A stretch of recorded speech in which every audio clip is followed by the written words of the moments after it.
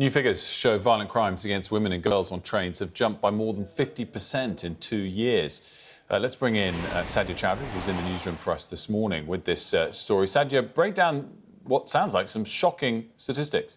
Yeah, it's really grim reading this morning, looking at these figures which come from British Transport Police. They're looking at their data over a number of years, and they've compiled that into the 2024 report. And actually, some of those statistics are quite concerning. So as you say, the numbers of attacks on women that have more than doubled since 2021. And by the way, some of these numbers weren't very low to begin with. So in 2021, the number of sexual harassment reports were 7,561. That's now jumped to 11,357. Sexual offences jumped by 20%. Sexual harassment, as I say, reports doubled.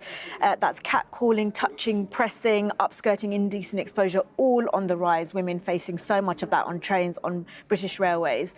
And crime data, separate crime data, suggests that most of these assaults occur during the evening rush hour and at times when trains are the most busiest and packed. Now, if you think that's an indication that perhaps people are reporting these offences more, I'm not too sure about that, because the British Transport Police data suggests that only 1 in 5 people who have witnessed somebody else on a train being a victim of sexual harassment have reported it to the police.